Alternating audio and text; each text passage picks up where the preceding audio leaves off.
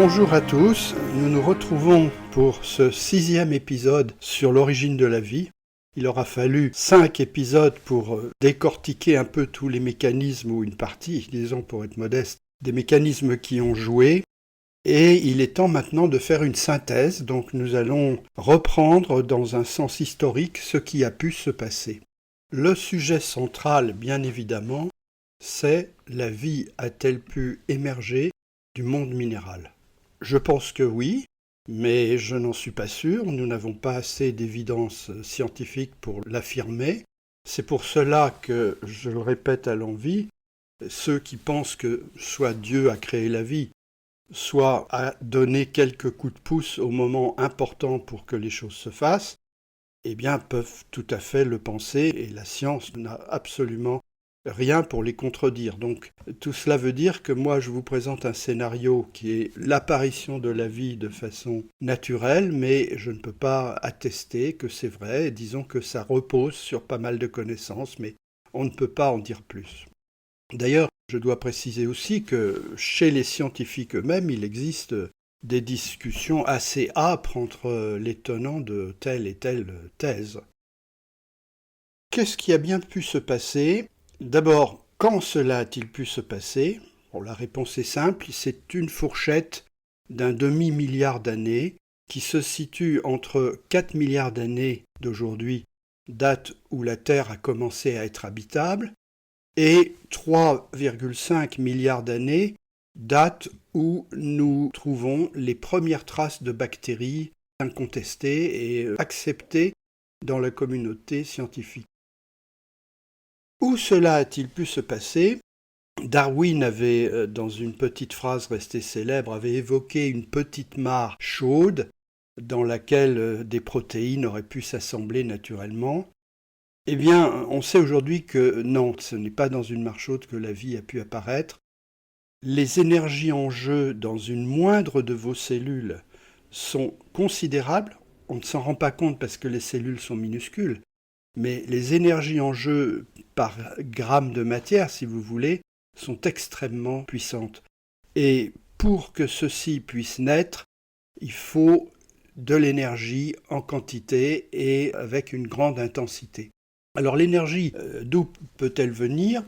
En général, elle vient d'un déséquilibre. Et là, l'énergie de la vie, c'est de l'énergie chimique. Donc il nous faut chercher un déséquilibre chimique important qui apporte une source d'énergie non seulement forte, mais très important aussi, stable dans le temps, parce que la vie fait des miracles, mais attention, elle n'est pas pressée, il faut lui laisser le temps. Où trouvons-nous cela ? Eh bien, en 2000, en explorant les fonds au cœur de l'océan Atlantique, à 4000 mètres de profondeur, dans un site qu'on a baptisé depuis Lost City, on découvre des cheminées hydrothermales. Alors, de quoi s'agit-il ? Ce sont des endroits où une forte chaleur remonte du sous-sol. La Terre est liquide, donc il y a beaucoup de chaleur dessous. Donc, sous la croûte terrestre, il y a de la chaleur et en ces endroits-là, cette masse très chaude affleure. Et ce sont donc des endroits où il y a une rencontre entre des eaux qui s'infiltrent et qui sont chauffées, disons même souvent au-delà de 100 degrés, et l'eau de l'océan qui, elle, est à 4 degrés. Il y a donc une rencontre assez violente entre ces eaux qui remontent et l'océan. Alors ces eaux remontent d'où ? En fait, elles s'infiltrent, c'est-à-dire qu'elles viennent de l'océan, elles s'infiltrent en de multiples endroits, elles imprègnent la croûte terrestre un peu comme une éponge, et quand elles ont été bien chauffées, elles remontent. Et c'est là qu'elles fabriquent des cheminées hydrothermales. Alors qu'est-ce que c'est ? Une cheminée hydrothermale, c'est une espèce de colonne qui peut atteindre plusieurs dizaines de mètres de haut, qui est sécrétée par les roches qui remontent.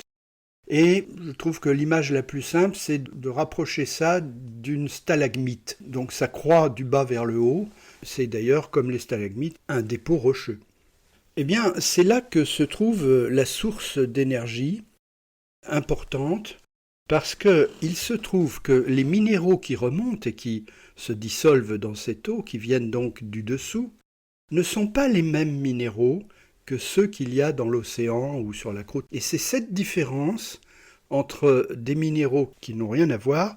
C'est le rapprochement des deux qui va déclencher un potentiel d'énergie important par des réactions chimiques.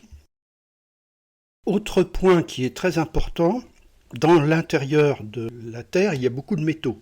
Fer, magnésium, nickel. Et bien évidemment, ces métaux ont tendance à remonter dissous dans les eaux chaudes des cheminées hydrothermales. Ce sont donc des endroits où il y a beaucoup de métaux, et c'est très important parce que les métaux, ce sont des catalyseurs très puissants.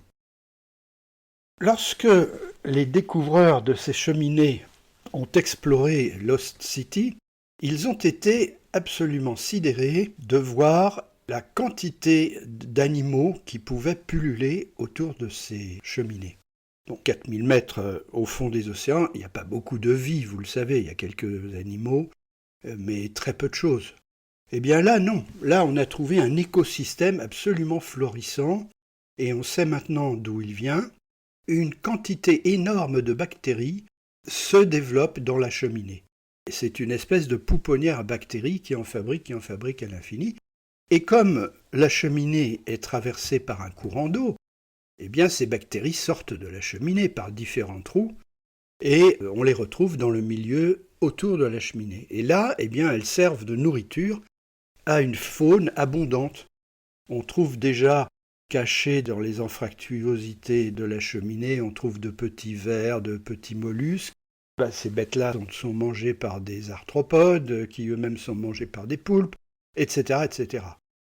On a calculé qu'une seule de ces cheminées créait 2,5 kg de biomasse par heure. Cette biomasse, c'est au départ des bactéries, mais ensuite ces bactéries sont mangées et ça se transforme en toute la chaîne, la pyramide, si vous voulez, alimentaire. Eh bien, si on prend le total de toutes ces espèces, il y a une fabrication de biomasse qui est de l'ordre de 2,5 kg par heure. Donc, conclusion, c'est un endroit qui est extrêmement florissant, très fertile. La raison de cette fertilité, elle est simple, c'est qu'il y a beaucoup d'énergie. Eh bien, nous allons examiner ce qu'est cette énergie chimique et nous allons découvrir que c'est l'équivalent d'une pile électrique. Avant, je poserai la question, ces cheminées sont-elles courantes ? Oui, on ne le savait pas, mais depuis Lost City, on sait qu'il y en a partout dans les océans et on sait qu'elles brassent énormément d'eau et donc soyons clairs, la cheminée hydrothermale est un phénomène courant et de grande ampleur par rapport à la croûte terrestre. Autre question, ceci peut-il se produire ailleurs, dans une autre planète ? Eh bien là, difficile d'y répondre, mais la leçon que l'on tire de l'étude de ces cheminées, c'est que derrière cela, il y a la tectonique des plaques, c'est-à-dire les mouvements des plaques. Dans les océans, ça crée des dorsales. Eh bien, c'est près de ces dorsales, qui sont la rencontre de deux plaques, c'est près de ces dorsales qu'on trouve toutes ces cheminées. Donc, il semblerait, j'emploie vraiment avec prudence le mot, il semblerait que la tectonique des plaques soit essentielle à la vie. C'est-à-dire que si on découvre des astres autour de nous qui n'ont pas de tectonique des plaques, ce seront des candidats beaucoup moins probables pour y trouver la vie. Au début de la formation de la Terre, il y a 4,6 milliards d'années, eh bien notre planète était une boule de magma en fusion. Et en refroidissant, il s'est formé autour une croûte. Nous vivons sur cette croûte, elle n'est d'ailleurs pas très épaisse. Si on creuse, on descend assez vite dans le manteau souterrain et dans le magma. Eh bien, il s'est formé une croûte en refroidissant, et cette croûte a séparé deux milieux de nature très différentes. Elle a constitué un barrage, si vous voulez, et elle a isolé deux milieux très différents. À l'intérieur, les roches qui proviennent essentiellement du magma, et à l'extérieur, les océans, ou l'atmosphère, disons en premier lieu les océans, puisque c'est là qu'on cherche la vie. Et ce qui est important, c'est que ces deux milieux sont très différents sur le plan chimique. Je l'ai dit, l'extérieur, c'est-à-dire là où nous vivons aujourd'hui, était à l'époque, à cette époque-là, il y a 4 milliards d'années, était à l'époque un milieu oxydant. Qu'est-ce que c'est qu'un milieu oxydant ? C'est un milieu dont les constituants ont tendance à acquérir des électrons. Par exemple, l'oxygène, l'oxydant type, c'est l'oxygène. L'oxygène a un appétit féroce pour les électrons. Dès qu'il y a des électrons quelque part, elle cherche à les attraper. Donc c'est cela un produit oxydant. Il cherche à acquérir des électrons. À l'intérieur de la Terre, au contraire, les roches dont je vous ai parlé sont réductrices. Réducteur, c'est l'inverse de oxydant. Et donc réducteur, ça veut dire que ce sont des substances qui sont avides de céder leurs électrons. Vous voyez donc que nous avons une croûte terrestre qui sépare deux milieux. Un milieu au-dessus qui cherche à tout prix à acquérir des électrons, et un milieu en dessous qui cherche à tout prix à céder des électrons. Alors vous vous doutez que les deux milieux vont s'entendre. Entre ces deux milieux, il existe un potentiel d'énergie qu'on appelle un potentiel redox. Redox comme réducteur oxydant. Une énergie chimique latente.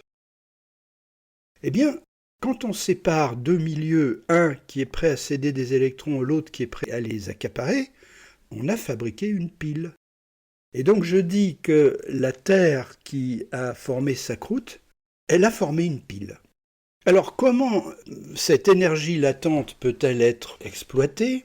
Si la croûte terrestre reste parfaitement étanche, eh bien c'est comme une pile qu'on n'utilise pas, elle conservera son électricité. Mais s'il existe des endroits de la croûte terrestre où les deux produits peuvent se rejoindre, alors là, il y aura non pas une étincelle, parce qu'on est dans de la chimie, mais ça ressemble bien à ça, il y aura un transfert d'électrons entre les deux. Et un transfert assez violent, c'est-à-dire donc une source de chimie très énergétique. Il suffit donc de rejoindre les deux substances, et ceci se produit à certains endroits du globe, c'est-à-dire en général les endroits où il y a des résurgences volcaniques. Ça peut être le cas dans un volcan sous-marin, ça peut être le cas dans les cheminées hydrothermales. Eh bien, nous allons nous intéresser à ces dernières. Dans les cheminées hydrothermales, je vous l'ai dit, de l'eau qui s'est infiltrée chauffe, s'imprègne de toutes ces substances réductrices et remonte dans la cheminée. Et là, elle débarque dans un milieu oxydant. Et donc, il y a ici un potentiel chimique, disons que les deux pôles de la pile se rejoignent. C'est la raison pour laquelle on considère ces cheminées comme les meilleurs milieux aujourd'hui pour avoir accueilli les tout débuts de la vie. Alors je vais être plus précis parce qu'il y a pas mal de raisons tout de même qui font penser cela.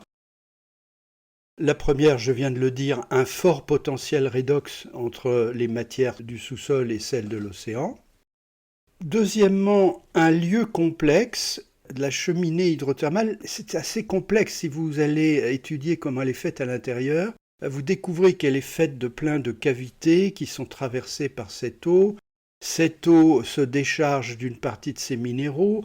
Cette eau passe de 90 degrés au départ à 4 degrés lorsqu'elle est libérée dans l'océan, donc un fort gradient thermique, et aussi un gradient de pH. Il y a de grosses différences dans l'acidité. Troisième point, ce courant d'eau qui remonte dans les cheminées est très stable, au moins des millénaires, et on pense que beaucoup de cheminées atteignent allègrement les 100 000 ans. Ce sont des objets remarquablement stables et de grande longévité, ce qui donne à la nature le temps de multiplier ses essais et ses erreurs aussi longtemps qu'il le faut. Quatrième point important, je l'ai dit, c'est un milieu dans la cheminée qui est extrêmement imprégné d'ions métalliques, qui sont d'excellents catalyseurs naturels. Et, autre vertu catalytique, les cheminées se constituent avec un grand nombre de petites alvéoles.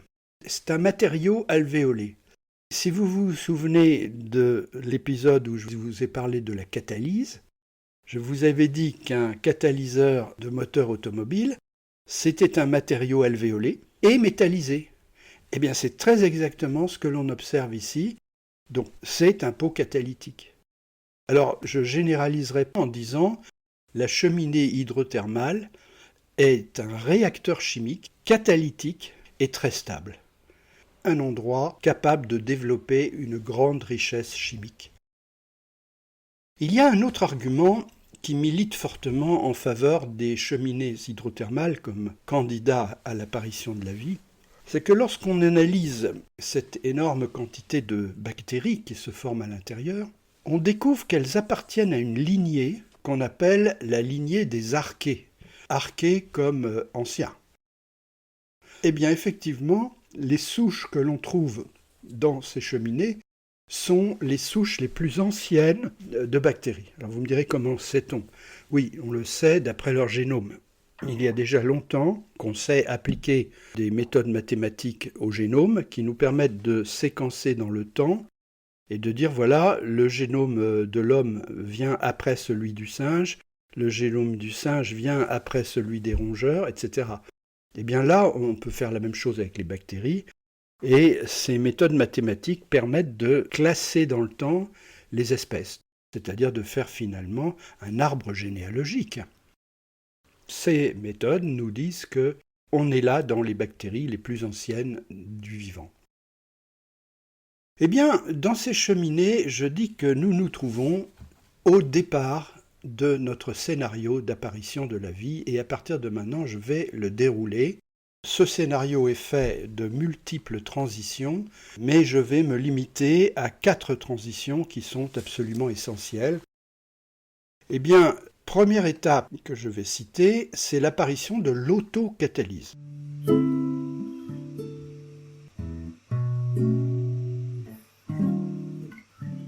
L'autocatalyse.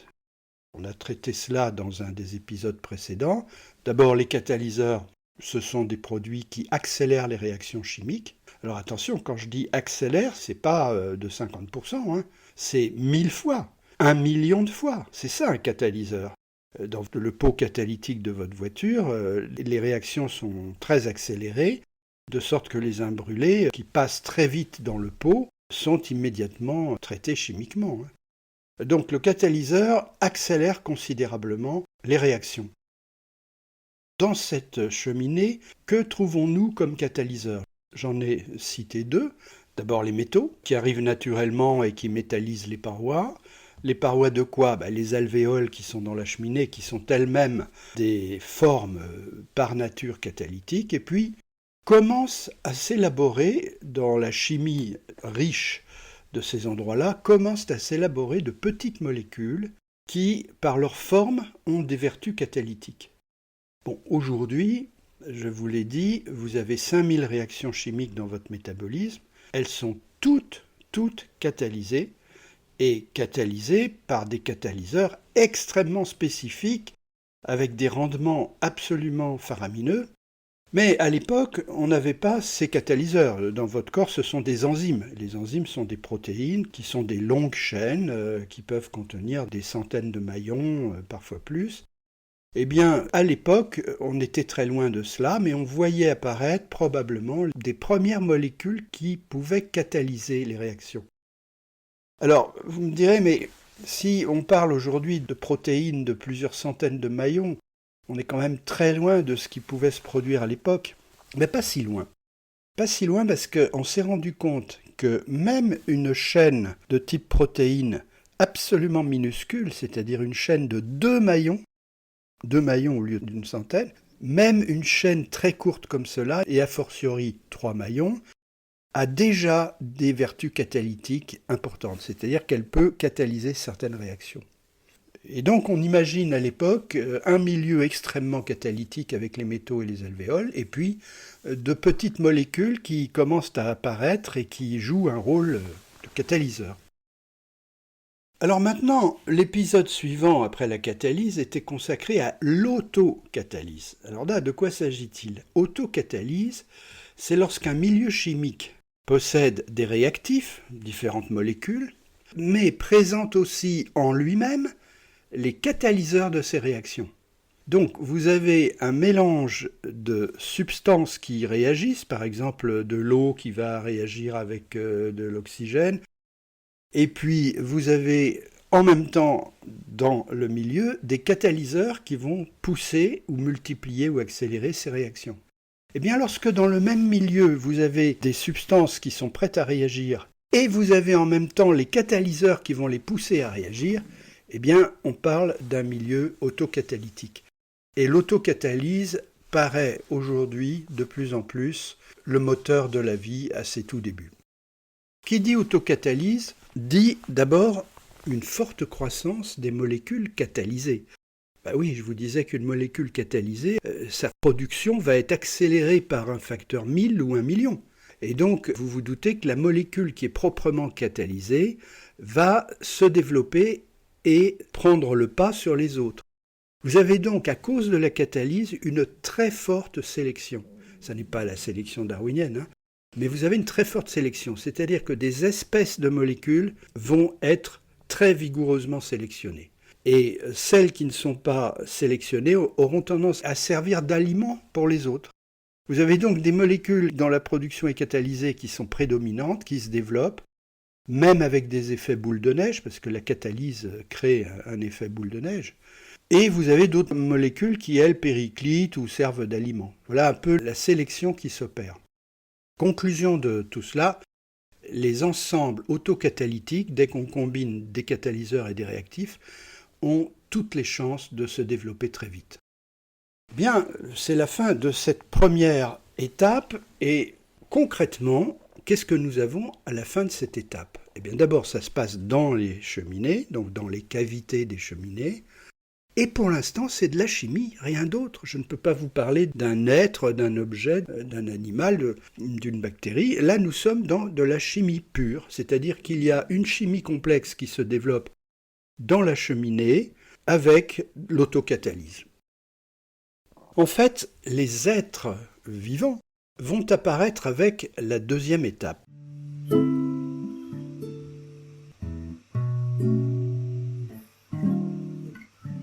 La deuxième étape a fait l'objet aussi d'un épisode qui s'appelait la compartimentation. C'est-à-dire que vont se produire des compartiments qui vont enfermer les réactions dans des cellules, disons plutôt protocellules. Donc au début, je le disais à l'instant, les réactions se produisent dans les alvéoles de la roche, traversées par un flux continu d'eau chaude, chargées de nutriments, mais elles ne peuvent pas en sortir, ou tout au moins elles en sortent, mais lorsque ces produits chimiques se diluent dans l'océan froid, eh bien tout cela disparaît. Il est possible, et c'est ce que je vous avais montré dans cet épisode, il est possible qu'apparaissent des lipides, il y a deux sortes de lipides qui sont les acides gras et les phospholipides. Ces catégories de lipides sont capables de former une membrane, spontanément, ça j'insiste. Il n'y a pas un architecte ou un artisan qui fait les membranes. Dès que vous avez dans l'eau des acides gras ou des phospholipides, ça forme immédiatement des espèces de bulles.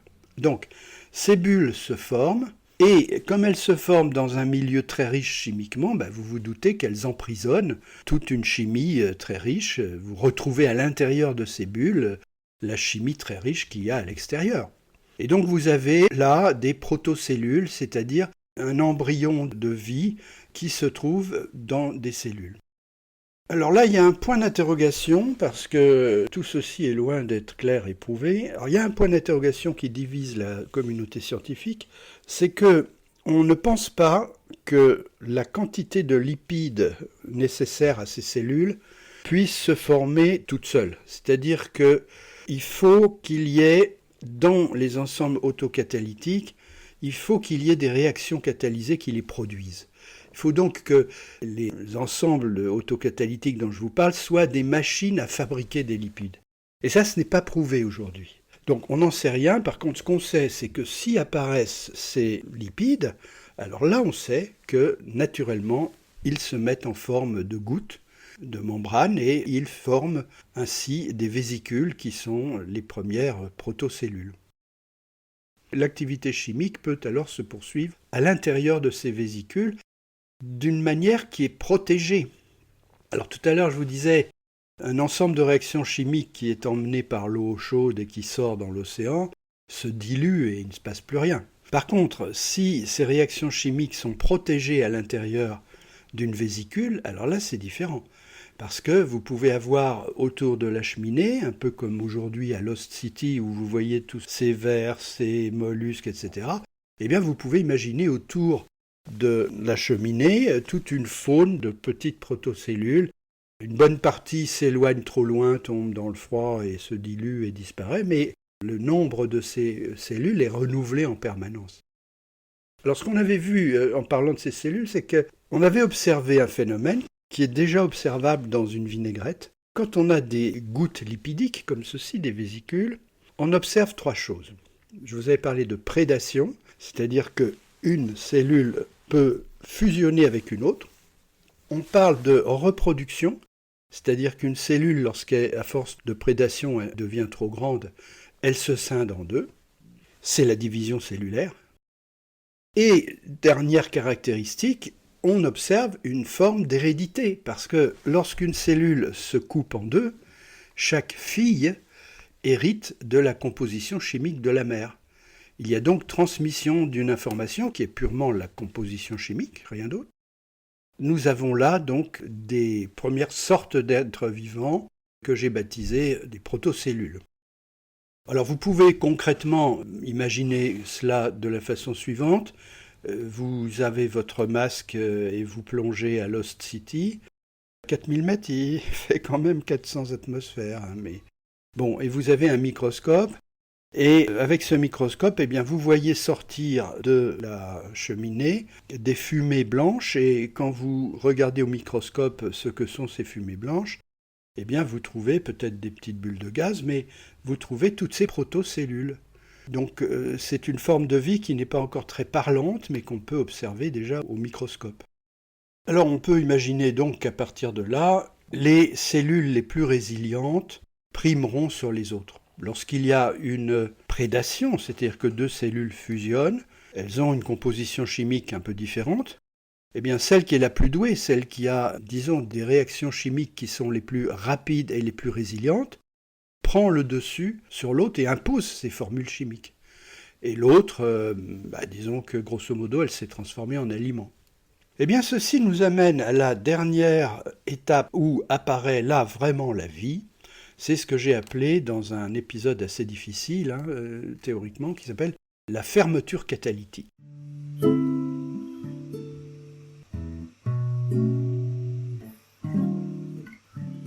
On ne sait pas si cette fermeture catalytique a eu lieu avant que les protocellules aillent se promener dans l'océan, ou bien après.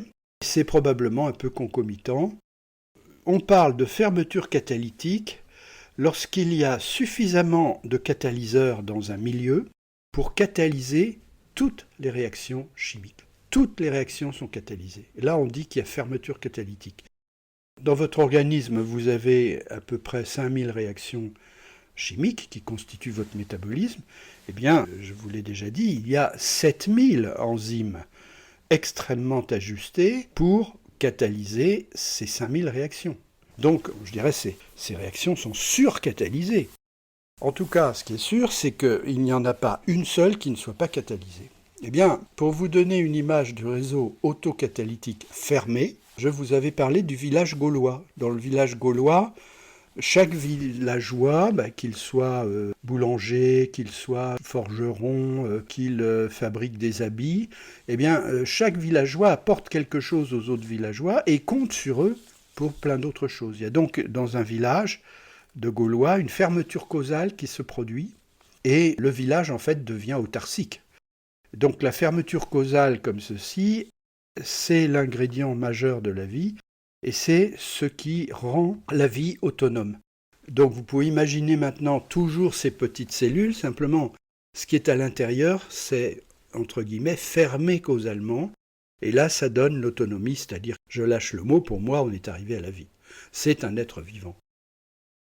Alors c'est une transition qui se produit entre des ensembles autocatalytiques qui sont partiels, si vous voulez, qui ne sont pas complets, et le passage au système autocatalytique fermé, et donc capable d'autonomie et capable de fabriquer toutes ces molécules. C'est surtout ça qui est important. Le système autocatalytique fermé est capable de fabriquer toutes ces molécules, sauf des petits nutriments. Bien évidemment, il capte dans le milieu des petites molécules de tous ordres, il s'en nourrit. Mais pour ce qui est des grosses molécules, celles qui comptent dans le métabolisme, là, il est totalement autonome et il fabrique tout.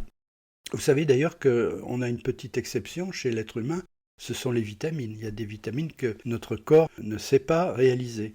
Donc vous voyez, la fermeture catalytique de votre métabolisme n'est pas absolument parfaite. Mais bon, vous me direz, qu'est-ce que c'est qu'une dizaine de vitamines par rapport aux 5000 réactions dont je parlais avant ? Eh bien, cette transition, qui est le passage brutal où il y a fermeture catalytique, a été étudiée par Stuart Kauffman, dont je vous ai déjà parlé, qui est un grand spécialiste de la simulation de la vie par ordinateur.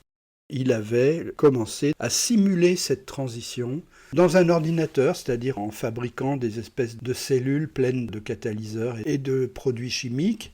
Et il avait montré que quand le nombre de réactions catalysées dépassait 1, c'est-à-dire que tout était catalysé, il se produisait là une transition, on appelle ça une transition de phase, qui est un changement radical. Et ce changement radical, je pense que c'est la vie. Voilà. Alors je dis que nous sommes arrivés à la vie parce que cette protocellule, eh bien, elle est désormais dotée d'un métabolisme sophistiqué puisqu'il est entièrement catalysé, stable, résilient et largement autonome. Cette théorie, qui a été en particulier présentée par Stuart Kauffman, elle mérite beaucoup de travail encore. Je ne veux pas vous laisser l'impression que tout ça est coulé dans le marbre. Il manque d'abord des théories là-dessus. Il faut qu'on arrive à des théories plus solides, peut-être mathématiques. Et puis, il manque des preuves physiques en laboratoire. Aujourd'hui, en laboratoire, on a réalisé des ensembles autocatalytiques de 10 substances. Qu'est-ce que c'est que 10 substances ? C'est rien. Pour que ma thèse soit vraiment étayée, il faudrait qu'on soit parvenu à plusieurs centaines de réactions. Mais dans tout cela, je crois que c'est une question de temps. Et moi, je garde de cette idée une thèse majeure qui est que pour trouver l'origine de la vie, il ne faut pas chercher un être ou une molécule. Par exemple, vous avez beaucoup de chercheurs qui travaillent sur une molécule d'ARN qui aurait eu l'intelligence, entre guillemets, de s'auto-répliquer. Et ils disent, si on trouve une molécule d'ARN qui est capable de s'auto-répliquer, c'est le début de la vie. Eh bien non, moi je n'y crois pas un instant. D'abord, des molécules d'ARN qui s'auto-répliquent, c'est très compliqué et donc je ne vois pas d'où elles viendraient. Et puis deuxièmement, j'observe quelque chose, c'est que toute la vie existe sous forme d'écosystèmes, partout. Et donc, si on veut comprendre l'origine de la vie, à mon avis, il faut chercher déjà un écosystème. Et là, nous sommes dans un écosystème de quoi ? De réactions chimiques. Un écosystème de molécules. Voilà, donc tout cela pour dire que je crois en ce scénario, même si il est loin d'être prouvé. C'est donc un phénomène collectif, si vous voulez, entre ces molécules et leurs catalyseurs, qui est à l'origine de la vie. Alors maintenant, ces cellules, elles sont relâchées par la cheminée. Comme elles sont déjà beaucoup plus résilientes que par le passé, eh bien, elles ont tendance à subsister et elles parviennent à s'échapper un peu plus loin autour de cette cheminée et à résister mieux au froid et adapter leur nourriture, etc. Et donc, on voit que ces cellules vont pouvoir gagner un champ de plus en plus grand autour de la cheminée hydrothermale pour, finalement, un jour, avoir gagné l'ensemble des océans. Alors, vous allez me dire, ça fait du chemin à parcourir, parce qu'on imagine bien qu'autour des cheminées où l'eau est tiède, il y ait plein de bactéries, mais enfin, de là à dire que l'ensemble des océans a été gagné par les bactéries, il y a un pas à franchir. Je crois que c'est possible parce qu'il y a 3 atouts majeurs pour favoriser cette migration. D'abord, nous avons parlé là de protocellules qui sont en fermeture catalytique. Donc ce sont des structures très stables, ce qui veut dire qu'elles peuvent subsister dans des milieux beaucoup moins fertiles et elles ont une capacité d'adaptation beaucoup plus forte. Prenez un village gaulois, il se passe quelque chose, il y a un cataclysme ou quoi que ce soit, ou une grosse épidémie, je ne sais pas. Eh bien, le village gaulois est capable d'adaptation beaucoup mieux qu'un village de chasseurs-cueilleurs qui n'a que 2 activités, chasser ou cueillir. Vous voyez que l'ensemble catalytique est beaucoup plus résilient. L'autre chose, c'est qu'il est capable de monter vers la complexité parce qu'il y a une sélection. Les meilleures cellules, celles qui ont les meilleurs catalyseurs, celles qui sont les plus réactives, prennent le pas sur les autres. Et vous avez donc un progrès qui est ce qu'on connaît dans l'évolution darwinienne, hein. C'est donc un progrès vers la complexité par sélection. Il y a une sélection entre les cellules qui n'est pas encore darwinienne parce qu'il n'y a pas encore de gènes, mais qui est une sélection chimique. Et puis finalement, un atout très important, c'est la nourriture. À cette époque, les océans sont pleins de nourriture abondante pour les bactéries. Pourquoi ? Parce que ces bactéries consomment des minéraux. Et à cette époque, dans l'eau, il y a énormément de minéraux. Et donc les bactéries peuvent choisir les minéraux qui leur conviennent. Je vous donne un exemple amusant et un peu triste en même temps, c'est que l'épave du Titanic est en train de se faire dévorer par des bactéries qui aiment le faire. Et bien de la même façon, tous les produits minéraux qu'on peut trouver dans l'océan étaient des aliments de choix pour les bactéries. Alors, il est important de comprendre que ce n'est plus le cas aujourd'hui, parce que les bactéries ont tellement dévoré toutes les substances qui pouvaient les alimenter que l'océan s'est appauvri. Alors heureusement, la relève a été prise par la photosynthèse. Aujourd'hui, pratiquement tout le règne du vivant repose sur la photosynthèse. Ce qui alimente la biosphère aujourd'hui, c'est entièrement, ou presque, l'énergie du soleil. Et donc, il y a eu une transition là aussi, à partir du moment où les bactéries ont commencé à ne plus trouver leur pain quotidien, là sont nés d'autres mécanismes comme la photosynthèse qui ont permis de passer cette crise.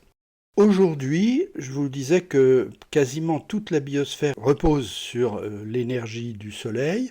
Il existe encore quelques bactéries qui marchent en consommant des minéraux. Il en existe encore, on en trouve dans le sous-sol jusqu'à 7 km par exemple de profondeur.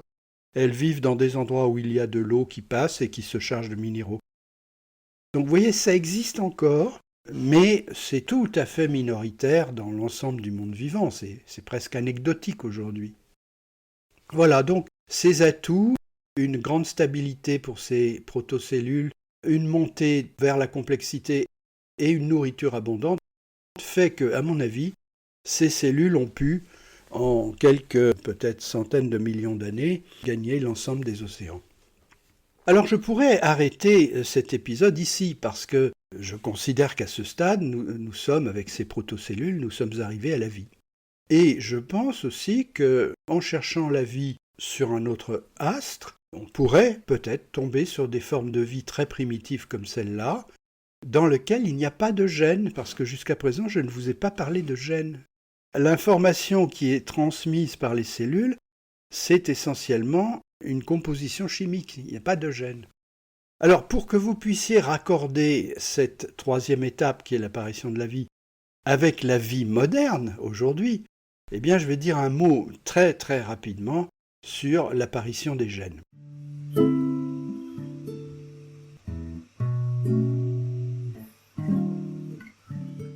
J'insiste bien, au stade où nous en sommes là dans mon récit, il n'existe pas de gènes. Alors, qu'existe-t-il ? On trouve probablement déjà dans ce milieu chimique, on trouve déjà les deux molécules qui sont les molécules de la vie moderne. Ce sont les protéines, et en particulier les enzymes, qui font tout votre métabolisme. Et puis c'est l'ARN. L'ARN, c'est le support d'information. Je ne parle pas d'ADN parce que c'est un peu la même chose et ça complique le discours. Parlons de l'ARN. Ce sont aujourd'hui des gènes.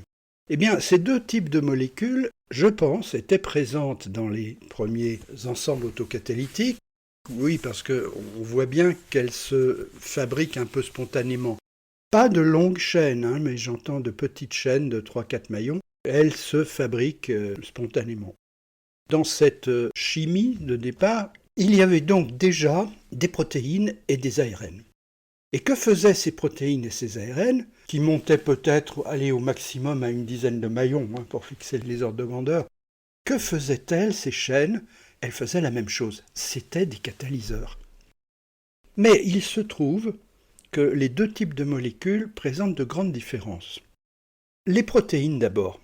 Les protéines sont assez rigides. Elles se mettent en pelote et une fois qu'elles se sont regroupées sous forme d'une pelote, la pelote est solide. L'avantage de ces pelotes solides, c'est que ce sont des formes stables Et si un organisme a trouvé un catalyseur qui a une certaine forme, eh bien il pourra fabriquer ce catalyseur avec une forme qui est bien adaptée à son rôle de catalyse. Donc, pour résumer, la protéine est un excellent catalyseur. Et d'ailleurs, la catalyse de l'ensemble de votre métabolisme est opérée par des protéines, ou presque toutes. Deuxième catégorie de molécules, l'ARN. Eh bien, l'ARN, lui, il est aussi capable de catalyse, mais il est plus souple. Parce qu'il est plus souple, il est plus apte à stocker de l'information. Je vous donne une image pour comprendre cela. Quand j'étais jeune, on enregistrait la musique sur des bandes magnétiques. Pour lire une bande magnétique, il faut la dérouler, il faut la faire passer devant une tête. Eh bien voilà une qualité qu'a l'ARN. L'ARN peut se dérouler et peut servir de modèle pour fabriquer d'autres molécules. Et cette souplesse de l'ARN le rend apte à stocker et transmettre l'information. Alors là, je fais un immense raccourci. Je dis que peu à peu, les deux types de molécules ont commencé à se spécialiser. Les protéines pour la catalyse, l'ARN pour jouer le rôle du gène. Et le rôle du gène, qu'est-ce que c'est ? Il sait faire deux choses. Il sait catalyser une chaîne de protéines, c'est-à-dire fabriquer une chaîne de protéines selon un modèle précis, selon un patron, selon une certaine séquence. Et puis deuxièmement, il sait aussi, moyennant l'aide d'enzymes, créer des copies de lui-même. Donc des copies sous forme de protéines et des copies de lui-même. Voilà ce que sait faire un gène. Eh bien, ce sont les ARN qui se sont arrogés ce rôle-là, avec probablement l'assistance déjà d'un certain nombre d'enzymes. Ce découplage, j'appelle cela le découplage entre gènes et protéines, ce découplage me rappelle un autre. C'est celui des abeilles qui un jour sont passées à un mode de vie collectif. Alors, je m'explique. Au départ, avant qu'existent les ruches, les abeilles ou leurs ancêtres savaient tout faire toutes seules. Une abeille savait se nourrir, savait s'accoupler, savait pondre, savait apporter du miel pour la croissance de ses œufs. Aujourd'hui, une mouche ou une araignée fait ça toute seule. Mais ce qui s'est produit avec les abeilles, c'est que progressivement, d'une façon naturelle, elles ont trouvé une organisation collective avec un partage des rôles. Donc certaines se sont spécialisées dans la sexualité et la reproduction, les mâles, les reines, et les autres, peut-être plus musclés, plus rapides, etc., se sont spécialisées dans ce que j'appelle le day-to-day business, c'est-à-dire la maintenance de la ruche. Eh bien, à partir de ce stade, lorsqu'il y a des gènes et des protéines, on est très près de la vie d'aujourd'hui. Et ce qui est important dès qu'arrivent les gènes, c'est que là, on peut parler de sélection darwinienne. Jusqu'à présent, je vous ai parlé d'une sélection plutôt chimique. Et là, maintenant, on peut parler de sélection darwinienne, c'est-à-dire que un génome détermine différentes caractéristiques dans l'individu. L'individu est confronté à l'environnement et selon le résultat de cette confrontation, les êtres les plus adaptés subsisteront au détriment des autres. Donc on est dans la sélection darwinienne et on sait que la sélection darwinienne peut mener, je dirais presque à l'infini, à la complexité des espèces. Et bien c'est le thème que nous verrons la fois prochaine, puisque nous partirons de la bactérie pour aller jusqu'à l'homme. Et en fait, cette histoire, c'est l'histoire de l'évolution darwinienne. Et j'apporterai juste une petite précision. Je vous ai dit que ce qui était important dans tous les êtres que nous avons vus là, les protocellules et tout, je vous ai dit que ce qui était important, c'était les enzymes. Eh bien, je vous présenterai l'évolution darwinienne comme une sophistication progressive des enzymes. Je pense que si on voulait résumer la sélection darwinienne, on pourrait dire que c'est la sophistication progressive des enzymes vers des enzymes de plus en plus efficaces. Eh bien voilà, nous sommes arrivés à la fin de ce parcours difficile mais passionnant. Je rappelle que ce parcours est plein de points d'interrogation, plein d'hypothèses qui demandent à être vérifiées ou qui peuvent être contestées, et cela appelle aussi des preuves expérimentales. La science fonctionne comme cela. Alors, devant l'énigme de l'origine de la vie, je dirais que nous sommes un peu devant un puzzle incroyablement complexe à résoudre, et en même temps un puzzle dont vous ne connaissez pas l'image finale. Vous êtes donc dans l'inconnu total lorsque vous commencez à assembler des pièces. Alors néanmoins, avec de la patience, vous arrivez à assembler deux pièces, puis une troisième qui se colle aux deux autres. Vous posez tout ça sur la table et vous avez, je dirais, des îlots de pièces qui grandissent tout doucement. Et à ce stade, vous ne savez pas quelle est l'image finale que vous êtes en train d'assembler. Eh bien, concernant l'origine de la vie, je pense que nous en sommes à ce stade-là. Vous ne voyez pas ce qu'est l'image finale, mais quand les îlots grandissent, un jour, en vous mettant devant votre table, vous vous écriez « C'est la Joconde ». Vous avez trouvé l'image que vous êtes en train de fabriquer. Eh bien, je pense que c'est ce qui nous arrive à nous aujourd'hui dans le thème de l'origine de la vie. Nous voyons se dessiner une image, mais nous n'avons pas encore la preuve et nous n'avons pas le fil conducteur qui va mener à cette image. Eh bien, c'est cette image, certes un peu floue, que je voulais partager avec vous.